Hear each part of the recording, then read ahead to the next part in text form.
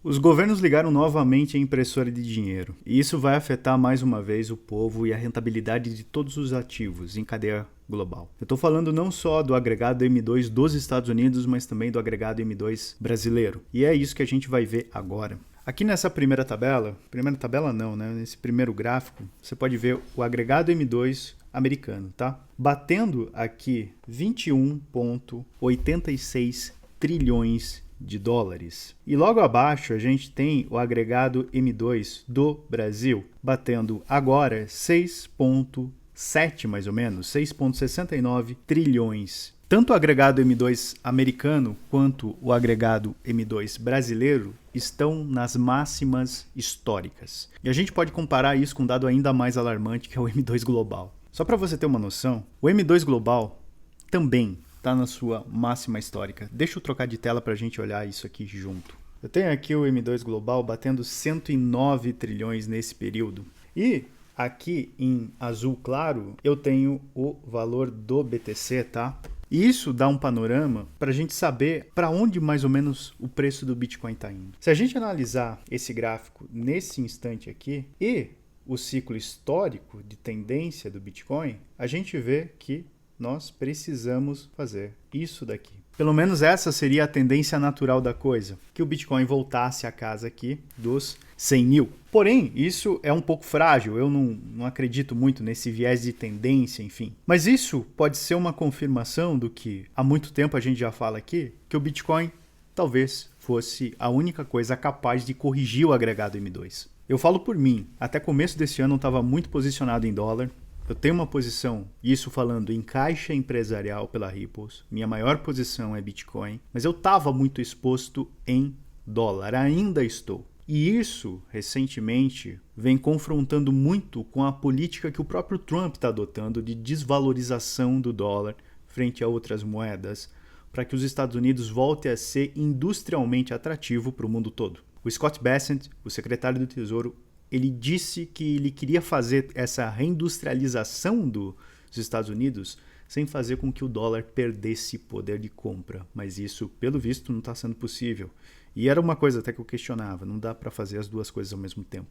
O problema é que ninguém quer ter o seu caixa sendo desvalorizado massivamente ano após ano. E o problema é que se eu coloco isso a mercado, se eu coloco isso em ETF, se eu coloco isso em ativos no geral, não na minha própria operação e não em Bitcoin, eu dificilmente vou traduzir isso em um ganho acima do M2 para corrigir de fato alguma coisa na minha empresa. Ou seja, adiciono aqui, talvez só essas BTCs, Bitcoin Treasury Companies, tipo a Strategy do Michael Saylor, tenha alguma correção de fato, talvez a Palantir, mas isso é querer achar agulha num palheiro, cara.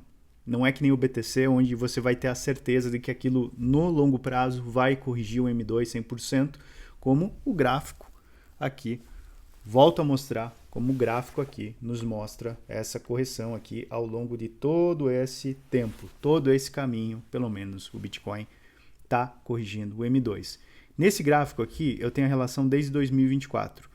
Mas se eu aumento essa curva, eu também tenho a manutenção da correção do meu M2. Nós que decidimos ser empresários nessa geração, seja você um boomer, seja você um millennial, seja você uma geração Z, nós temos que entender que os governos, no geral, estão administrando muito mal as contas públicas. Não tem um governo que a gente olhe as contas e não veja que é uma bomba relógio, ou previdenciária, ou de dívida pública, enfim. Tem muito gasto, se arrecada mal, vamos combinar, não tem nem legitimidade mais para arrecadar. E isso faz com que o povo, as novas gerações no geral, percam essa confiança. E nós, como empresários, por estarmos lidando com esse caixa das empresas e com a eficiência da produção humana no geral, a gente precisa se proteger. Hoje eu não vejo um outro ativo, entre aspas, não considero o Bitcoin um ativo, considero ele de fato uma poupança, uma mercadoria mais líquida. Não há outra coisa senão ele capaz de corrigir isso,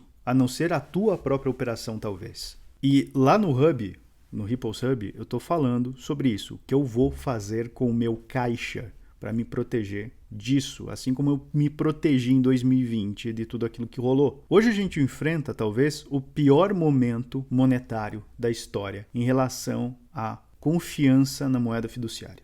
De longe é o pior momento. Todos os índices estão batendo o topo histórico. Nunca se imprimiu tanto dinheiro na história.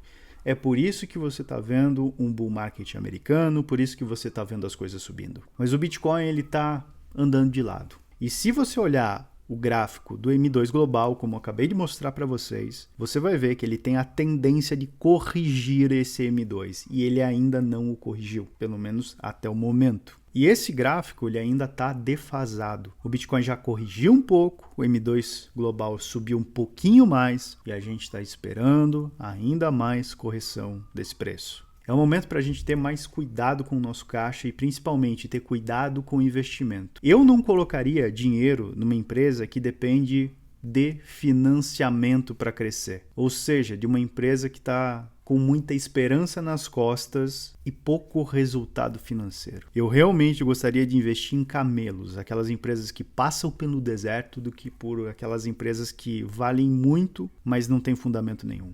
Porque ninguém viu antes na história uma crise fiduciária, uma crise de moeda, onde as pessoas deixem de acreditar de fato na capacidade de crédito e de solvência do governo americano. E isso seria destruidor para todos os mercados. Não acredito que isso vá acontecer agora, mas acredito que o dólar não seja uma posição de caixa que você deva ter acima ali de 30% do teu caixa global hoje em dia. Eu não vou manter isso no meu caixa. Se você quer entender um pouco melhor o que a gente fala aqui, tem o Ripple Sub, onde a gente está constantemente falando sobre essas questões e questões mais profundas do comércio internacional e também de economia internacional, e você vai conseguir proteger o teu CPF e também teu CNPJ. Se você quer se aproveitar disso, tem um link aqui abaixo onde você pode adquirir uma soft structure e ter muito mais posicionamento global. Você precisa falar diretamente comigo por uma questão técnica da tua empresa ou qualquer outra questão. Tem um link aqui abaixo onde você pode marcar uma consulta direta. Eu também estou deixando o link aqui abaixo da Oxygen Exchange e também da Spike to Spike, onde você vai poder comprar BTC,